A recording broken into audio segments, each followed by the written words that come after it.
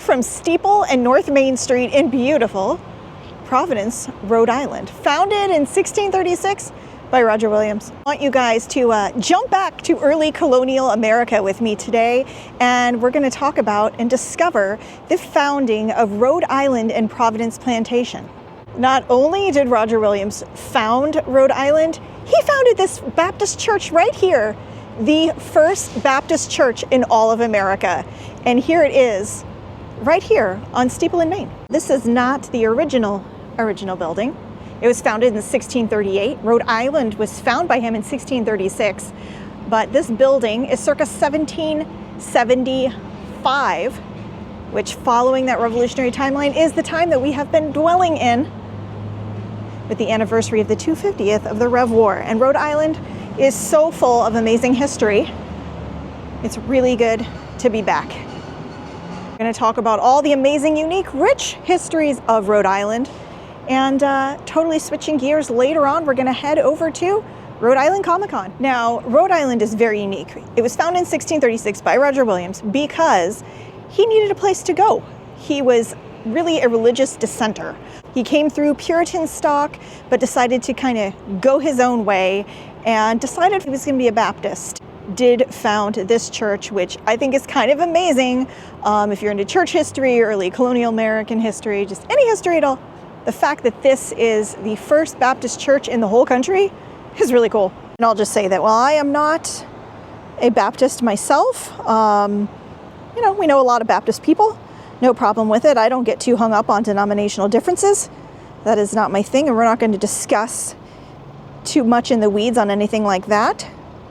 But you cannot deny the importance of the history here and how this is going to tie into the founding of Rhode Island and Brown University, which is just up the hill. All these things are connected. Also, John Paul Jones connection, you'll see. All right, so you will see this is the historic district, probably the most lovely historic street and area in Providence, here, the beautiful capital of Rhode Island.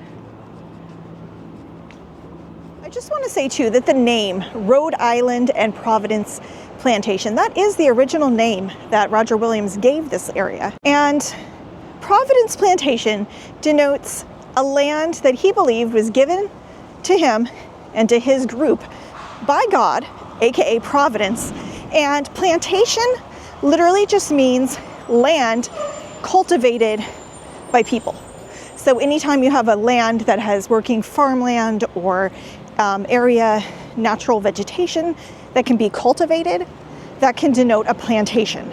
I know that now it might have some negative connotation, and that is why in 2010 there was a vote and they removed the full title of the name of Rhode Island and Providence Plantation.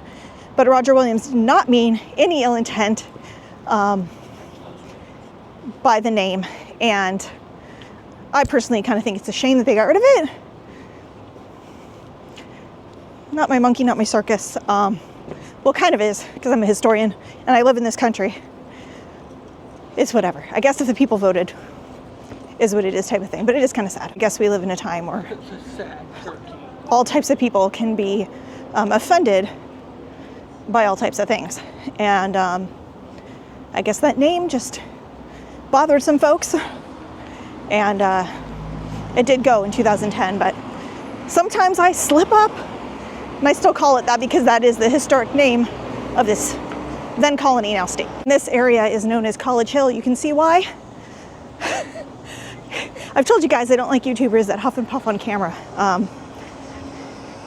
Really trying not to huff and puff right now.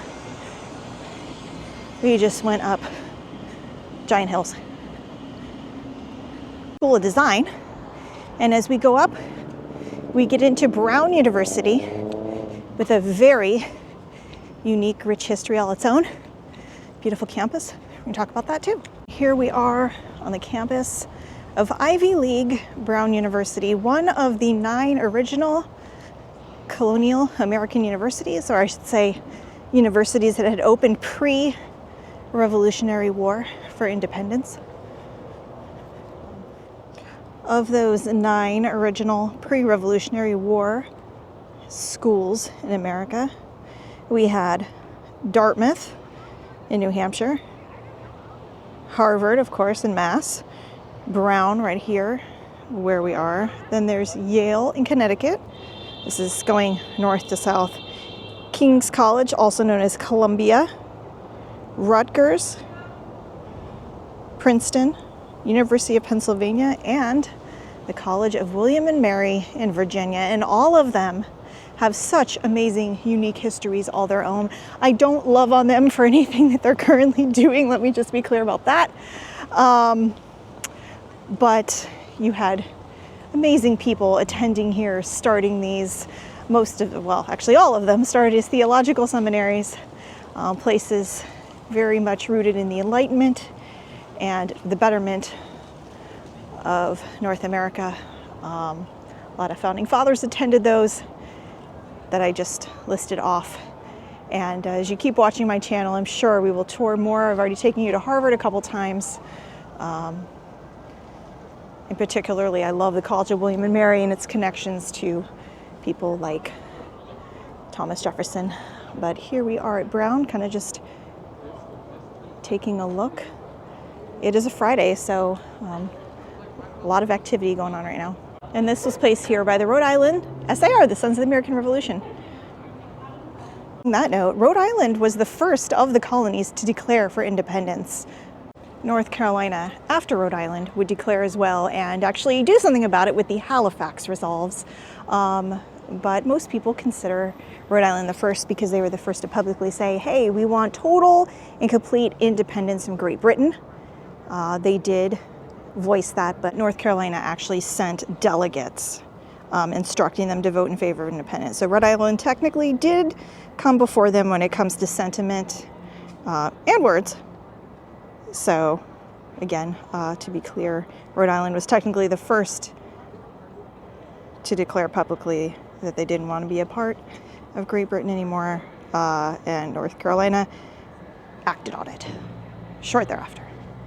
And we will be celebrating very soon the 250th anniversary of the Halifax Resolves in North Carolina.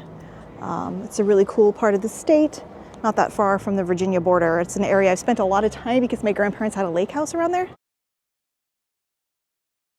And Kay and I were just there a couple years ago, and I'd love to try to get back there. I don't know if we're gonna be able to, but we will definitely be talking about it. Now check this out. I've been kind of hovering on this here. This is in memory of our friend, Rhode Islander Nathaniel Greene from Coventry. If you guys did not watch my Nathaniel Greene vlog, you should definitely go back and do that. It says he commanded the 1st Brigade of Rhode Island to join the Continental Army in the Siege of Boston in June 1775 and received the honorary degree of Master of Arts from this college in 1776. And we are a huge fan of Nathaniel Greene around here. The fighting Quaker, self-made man, wonderful patriot, family man, father, and I don't know that we would be here without men like him. So huzzah to Rhode Islander Nathaniel Greene. And look, at they've got tours going on. There's all kinds of activity here. We are kind of in the center. Look at that rock in the tree. Yeah, there's a rock in the tree. Let's go check that. Also, guys, it's really cold. So it says 55 degrees, but it says feels like 40 because there's like wind chill. Definitely, I hate to say the W word, but winter kind of in the air. And for the rock in the tree, it's an art installment, and there are several here. Is that, what's that? Oh, there's the bear, the mascot over there in the distance. I get half staff because a couple days ago, Vice President Dick Cheney passed away.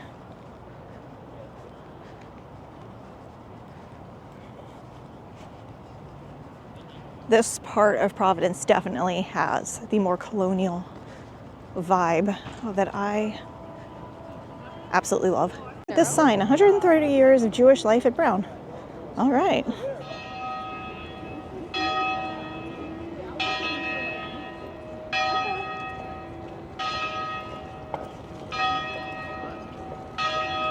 If I was going here, I'd be late for class, because let's face it, I'm late for everything. This is so cool. This is a piece of the slate rock on which Roger Williams landed when he came here in 1636 to hold forth his lively experiment of independence with strength and courage. May his spirit live in brown men. That is so very cool.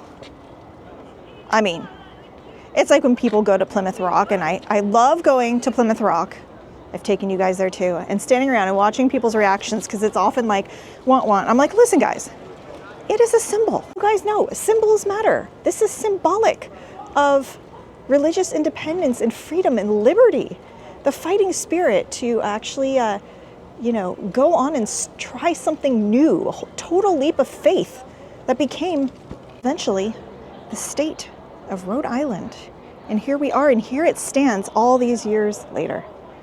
I think that's cool. Just want to state too that Rhode Island wasn't founded just for Baptists or because he was a dissenter and he was like, oh, I don't want any religion. There are so many misnomers when it comes to the founding of this country and what we were all about. And I just want to say that it's not freedom from religion, it's freedom of religion.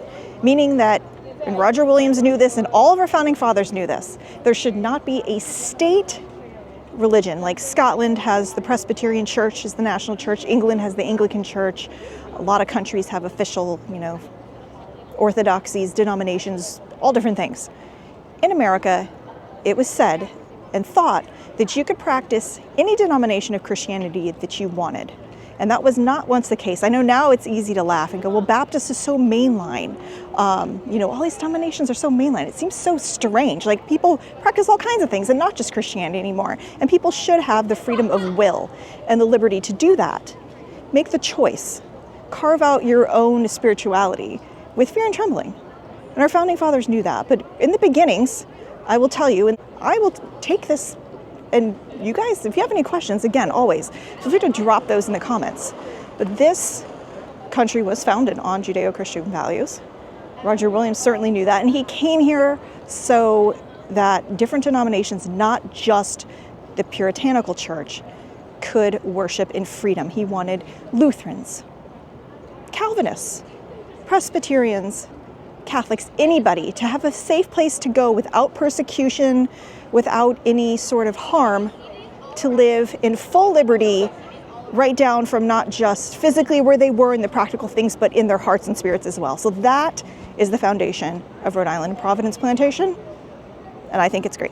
This is pretty funny. This says that the brown bear was originally cast in plaster by Eli Harvey. A fundraising campaign to put a hair on the bear was led by Senator Theodore Francis Green, class of 1887, and resulted in the commission of a bronze sculpture in 1923. The bronze bear was dedicated at a ceremony on the campus during commencement.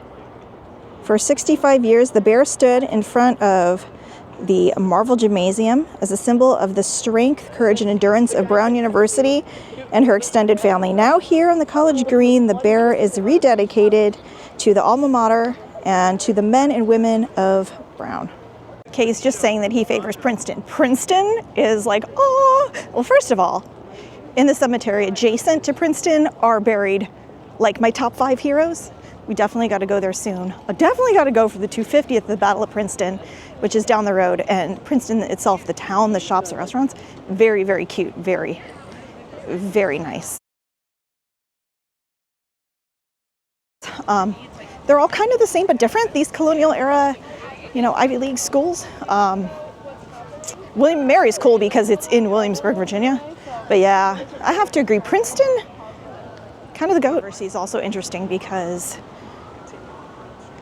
well, most universities you go in and you already have a path picked out. Brown encourages exploration and picking a path once you've tried a few things. So they allow you to actually enroll in different types of courses, see where you're at, where your headspace is, what you want to do. And you can kind of pick and change as you go along. The cool thing about that is as you're doing that, you're learning different things. And I think, a lot of people's minds get changed while they're, think they're going to go on one course and wind up on another course. But it gives you kind of a well-rounded education that's a little different, kind of more like the European model in high schools. I know that a lot of European countries, I believe Germany, in their high schools, which are much more like college prep schools, they encourage educational exploration, and then you can pick a path. So once you've are ready to go into college, you kind of know what you're going to be doing, and you aren't wasting teachers' time, your time. So it's kind of interesting. Brown historically definitely leans on classical education.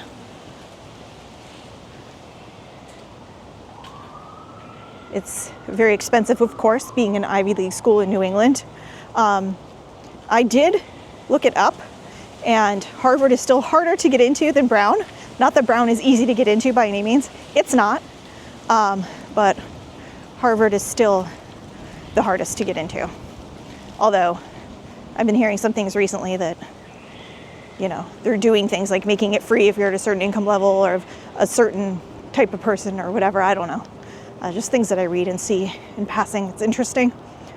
But yeah, one of the original pre-revolutionary places of higher education in the colonies. I love that I'm like vibey matching my coat to all these buildings today. I did not even think about that. I just knew that it was cold and I needed a big warm coat, so I put on my vintagey wraparound, and turns out I'm like camouflage. You may be wondering, who the heck are the Browns? The Browns of Providence, Rhode Island, namesake of the university, and John Brown, one of the prominent Browns, a son of liberty, true patriot, friend of the cause, has a gorgeous mansion down here that John Quincy Adams called the most beautiful home he had ever seen or been in all of North America. And John Quincy Adams knew everybody. And remember that John Quincy Adams spent his childhood in Paris with his dad, John Adams. John Quincy Adams definitely knows beautiful architecture and design. Here we go.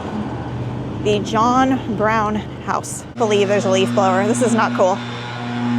Check this out though. This is amazing. Look at this view. Talk about vibes. Now, John Brown was such a patriot that he took place in a very infamous event pre-Rev War that definitely spurred the entire movement, and that is known as the Gaspee Affair. Now, the Gaspee Affair, what is it? Well, it's something everyone should know and not everyone does, which is super frustrating as a historian, but I am going to clue you guys into a little revolutionary secret if you don't already know. In 1772, that is a year before the infamous Boston Tea Party, Sons of Liberty here did something else just as revolutionary. They were sick and tired of the British going into our ports and taxing us up the you-know-what, boarding our ships, taking our goods, and giving us no representation yet plenty of taxes. Sound familiar? Yeah. So that was going on here, and there was a ship, His Majesty's ship, the Gaspee, that was docked off Warwick, Rhode Island, sort of nearby, south of here. And John Brown was a huge part of what is now known as the Gaspee Affair. That is when they went in and destroyed the ship, set it on fire, sunk it, and made a stand.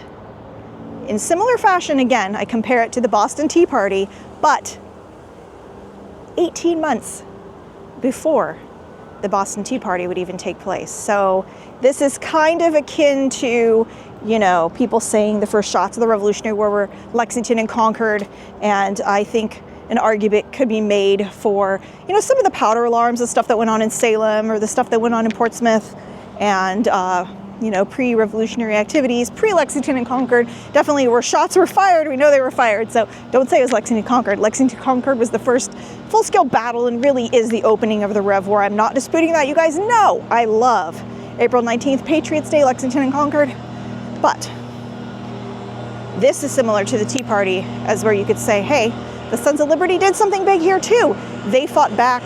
Those brush fires of freedom in the minds of men, as Adams always talked about, were stirring. And it stirred them to take action here and take the Gaspee down.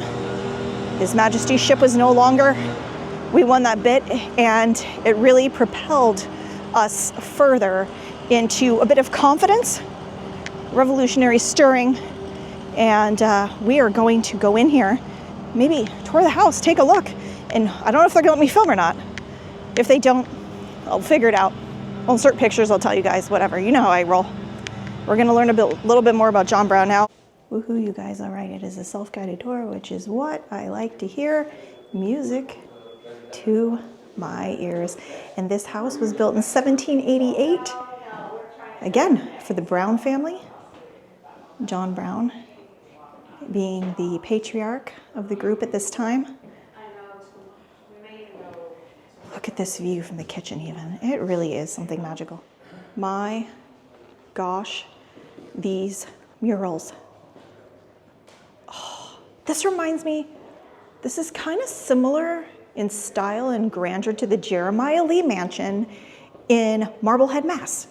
That's what this is reminding me of. Poor Jeremiah Lee. Oh. But we are here to talk about John Brown. But look at this. Oh my gosh, I want this in my house. This is so cool. This is called the Washington Wallpaper Room. When John Brown lived here, this room was most likely a back sitting room at the rear of the house. The space could be accessed from 3 different doorways, 2 from the hallway and 1 from the smaller stairwell, which no longer exists. A century later, when Marsden Perry moved in, he wanted a spacious dining room to entertain in the style of the Gilded Age. He had a small stairwell removed and one of the hall doorways blocked to enlarge the space. After his death, John Brown's great-grandnephew, John Nichols Brown II, purchased this house in 1936. While Nichols never lived here, he had the house updated before gifting the building to the Rhode Island Historical Society in 1941. And thus, here we are. In the middle of the room is a model of the beautiful home that we are now standing in. This is very exciting. Wow. Oh my gosh, this is gorgeous. Geeking out. 1st Rhode Island Regiment and the outfitting of the American Revolution. The 1st Rhode Island Regiment was commissioned when the state couldn't make its quota for the Army in 1788. The Rhode Island legislature passed an act which declared every slave enlisting shall be immediately discharged from the service of his master and be free, as though he had never been encumbered with any kind of servitude of slavery. How cool is that? French artist who fought during the American Revolution made this little ditty. On the left, a black soldier is depicted in uniform of the Rhode Island Regiment, a white hunting shirt, black hat, ornate ostrich feathers, powder horn, cartridge case, musket, and bayonet. The image also shows New England militiamen, a frontierman, and a French officer. Oh, see, I could pore over stuff like this, analyze it, psychoanalyze it, analyze it again, and just soak it all in. This is awesome. Common items that any soldier would have had, and it's very cool because these are all from folks who served in the Rhode Island regiments. On the walls, portraits of members of the Brown family. This place is honestly stunning, and I am picking up what John Quincy Adams was putting down. Here's old Mrs. Brown.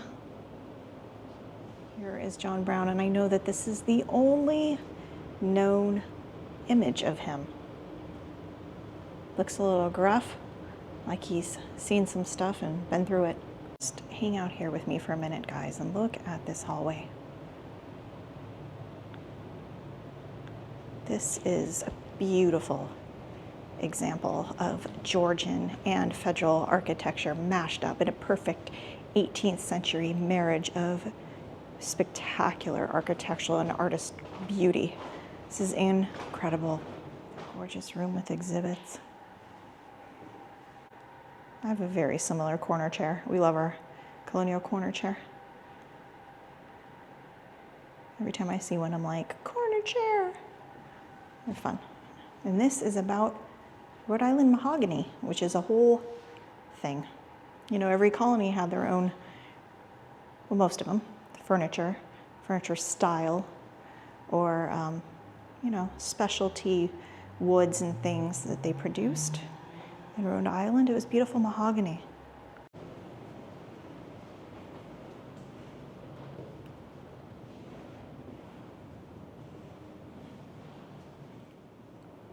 Wool combs for picking the rough bits out of the wool before you turn it into thread and weave it and make it something, like maybe a kilt, for instance.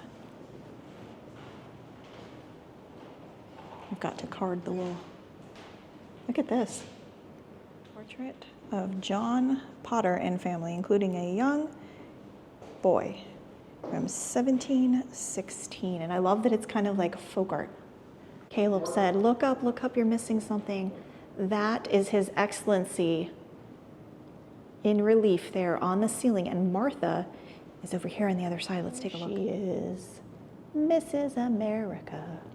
Like literally. And Rhode Island, in fact, was a hub when it came to the slave trade. It has a dark past indeed. A lot of human beings went through here against their will. The place is really big too. Like look at Mary Williams in the 17th century, Rhode Island. All right, Mary Williams being Mrs. Roger Williams, as she is depicted here.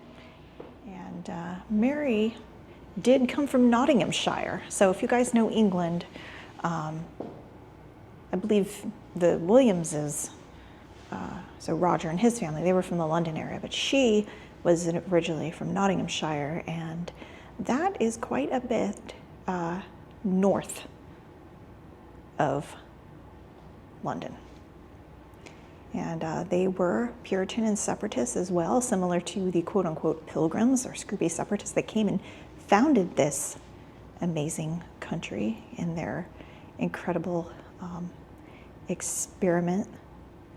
And Mary met Roger when they were both employed at Oates Manor in High Laver, Essex. And again, Essex is east of London. Another hub of Puritan nonconformity in the 17th century. Roger initially fell in love with Jane Whalley. Uh-oh. And his earliest surviving letters asked for her hand in marriage. Lady Barrington, Jane's aunt, forbade the match as being unsuitable. Despite his well-documented anger at the snub, 7 months later, he bounced back and found the lovely maiden Mary. And they married, and she had no idea the adventure that she was about to go on. I kind of hate that she was like sloppy seconds. From everything I know, that doesn't seem like that was the case. Sometimes, you know, your first love does not end up being your true love. This is a beautiful painting, though. The Banishment of Roger Williams, oil on canvas, 1850. Peter Bothermell. And it is depicting his banishment from Massachusetts in October of 1635 for having different views varying from the mainline Puritans and deciding, hey, I think I'm Baptist now. I'm going to go over and check out this other land and create a hub for those who are liberty-minded, such as myself. And that's what he did. Bought the land from the Narragansett, and here we are. This is a replica of the Rhode Island Charter. The original is actually in the State House down the street.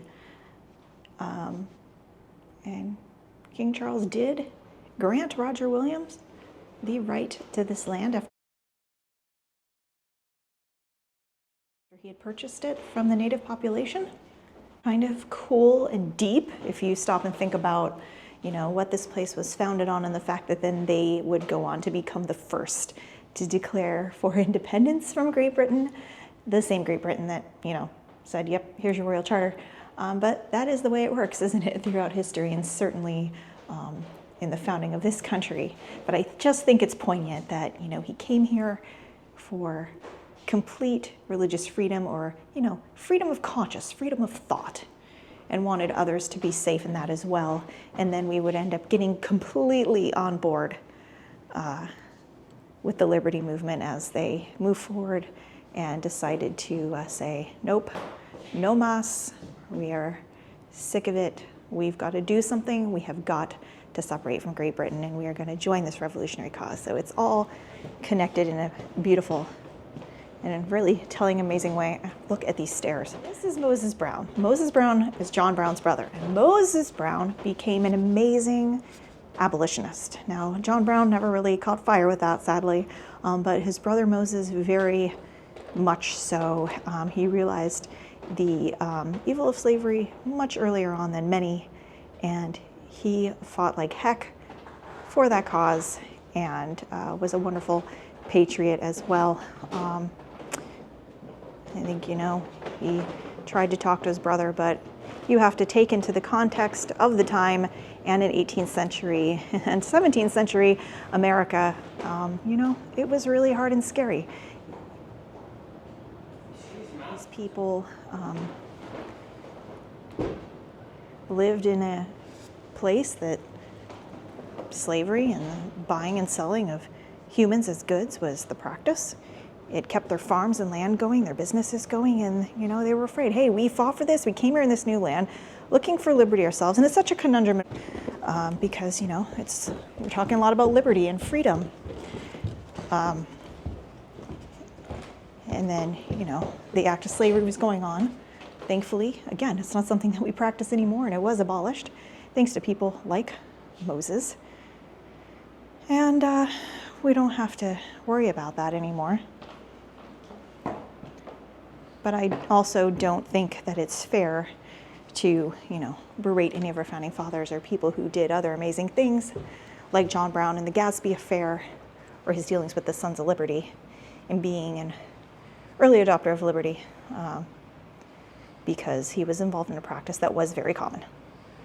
Not good, definitely evil. Okay, we're upstairs, and here is John and Sarah's bedchamber, and there is the chamber pot. They did, in fact, have a pot to piss in. Okay with nudity? Because if I don't have nudity, There's nudity? Oh no. Oh no. But can we pause to acknowledge how awesome these linens are? I'm probably not allowed to touch it, but I just look at. See the thistle? Brown, by the way. I mean, they were from England, but who's to say that they might not have had some Scottish roots? I have Scottish brown on my tree, just saying. And whoa, this bathroom edition, yeah, incredible. Oh, I see what you're talking about. Parental advisory alert in the John Brown house bathroom. Where else were we recently where we saw? we didn't see stuff like that. No, the cage shower with the things that come up. The castle in the clouds. Mm-hmm. Yes. Oh, the Crane House too. Did they? I think so. Definitely castle in the clouds. This is the Perry bath. This is beautiful. I mean, this was an addition, obviously. They had their little chamber pot, and the Perrys, they were like, yeah, I want something more than the pot to piss in. This is, like, gorgeous. And do you know what it would cost to build something like this now? Wowzers, bring money, man. I could definitely get used to this. All right, moving right along. I could spend hours in each of these rooms. This is incredible. Women's fashion in the 19th century. I'll be honest, the 1800s is not my favorite fashion era. When we lived in Washington State, we all volunteered at Fort Vancouver, which is a very cool historic site, national historic site, as a matter of fact, having to do with the Hudson Bay Company trading. It's a lot more than that, but that's in a nutshell. And I had to dress 1830s, and I hated my costume. It was so not attractive. And the woman who runs that program is great. She knows her business, but she is a stickler, so she didn't want me wearing makeup or like having modern hair. Now, obviously, I like to blend eras and wear makeup and do my hair, even if I'm dressed, you know, a little more colonial. I think that's what's nice about the 1940s and 50s. You can still do your hair and makeup, but 1800s, if you've got a stickler and if you're being accurate, maybe you had a little bit of something. I remember the woman one time telling me, oh, you want to put coal in your eyes, huh? Do you want to look like a streetwalker? I'm like, no. She's like, well, only ladies in the night wear makeup like you do. I'm like, what? That wasn't nice. That was so wrong. I mean, it's true. As a fellow historian, it's true. I mean, this kind of face, then people would have been like, whoa. But just saying, not the most incredible fashion era. Not usually, unless you were like Scarlett O'Hara in a grand emerald ball gown. That was usually the case. General William Barton. Oh, look it. That is the sinking of the Gaspee.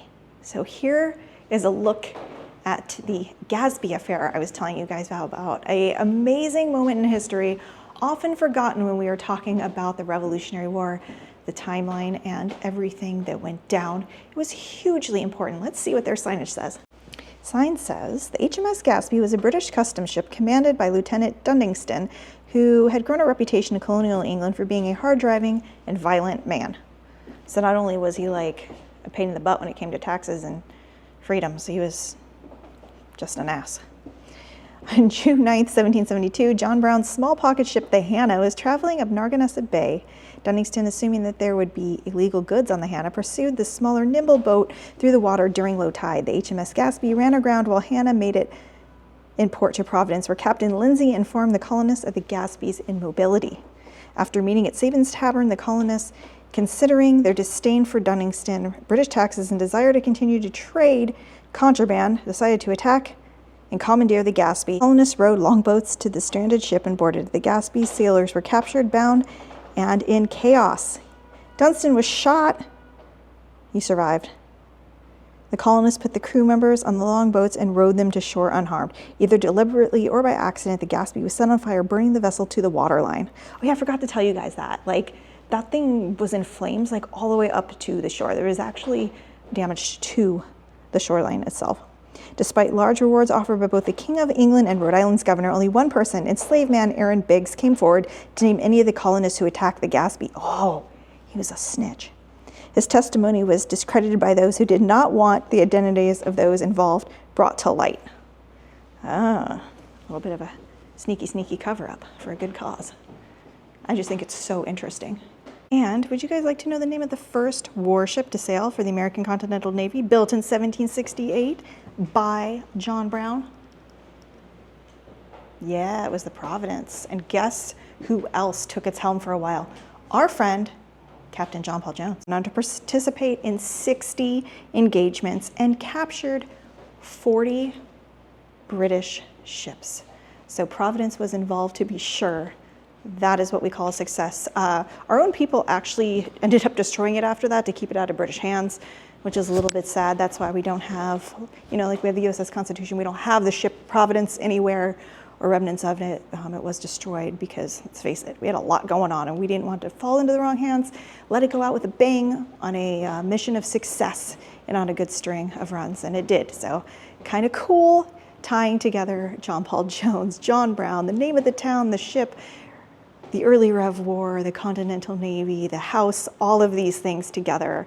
I think it makes for a fascinating, amazing American story. And would you guys believe that this place is also part of NARM, that North American Reciprocal Museum program I keep harping on, the one that gets you into all these fantastic places? Yes, once again, free admission because we are NARM members. So again, paying that initial price for the NARM membership has paid off in spades. A little exhibit here in the front on Revolutionary Women, so we're going to take a look at that before we head out. Is the oldest American-made quote-unquote vehicle in existence today. We talk about a lot of oldest and first on this channel, and here you go, guys. This was made for John Brown in Philadelphia in 1782 and brought back by his son. Well, that was an absolute treat and treasure. I hope that you guys love that. We loved it. Definitely would put this on the to come back to list and bring the boys. And I think now we're gonna take a little walk, head on back to the car, and go over to Rhode Island Comic-Con, which is, if there is not a more switching of the gears than that, I don't know what is. And the skies sure look angry. It's not supposed to rain, it's just kind of snarly. It was really warm in there though. The fresh air actually feels good. This is just gorgeous. House with a clock tower and like a steeple, that is the bomb. One last look at the John Brown house there as it sets up on the hill.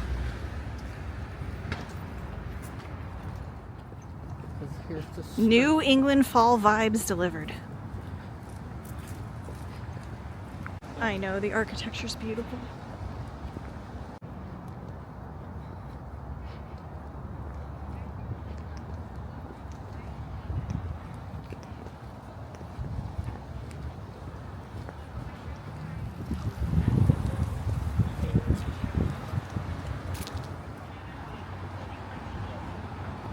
This whole area is so beautiful.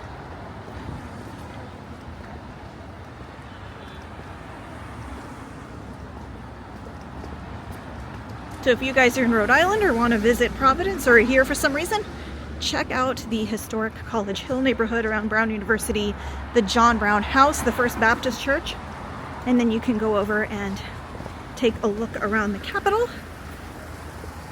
We were there a few months ago, if you guys recall, when we went to the Nathaniel Green homestead. It's all connected. If you don't care about Comic-Con, thanks for joining us on this adventure. And if you do, wait for the next video from this same day, but I'm gonna split them into two so you can get two different looks at Providence, Rhode Island. One from a very historical, early American perspective, and one modern day pop culture. This Friday night at Comic-Con is kind of weird because it starts at 3 and ends at 9 at night. Kind of different. The clock tower. Wrong movies. I cannot stress. It is a very cool right now. I can't stress how cool this is. Look at this old fountain. Boy, we've walked a lot. My feet already hurt. Not because my shoes are bad, just because my feet hurt. And my back has been giving me grief lately. But I will muscle on. And I just remembered that, remember the big hill? We went down it and up it, but we're on the bottom, so guess what? We're gonna have to go back up to get to the car. So I'm gonna be huffing and puffing soon. You guys don't need to hear me huffing and puffing. We are back at the Rhode Island School of Design. Excellent school. And down there is, again, the First Baptist Church. So we are going to stop off for now where we started. And that history chick. And of course, like Patrick Henry, I know no way of judging the future, but by the past. The past is very clearly alive, real, and waiting to be explored. It's all across this beautiful country, and certainly in the good old 13 colonies, now the US of A. Thanks so much for hanging out today. Remember, I'm also on Instagram at _historychick, on Facebook at @historychick, and right here on YouTube at @historychick, with more exciting content coming your way. We've got a lot of cool things planned and coming up. It's going to be a really good rest of our fall and going into winter. So hang tight. We will see you soon. Something on the side of the road that says "smell me." I'm definitely not smelling it.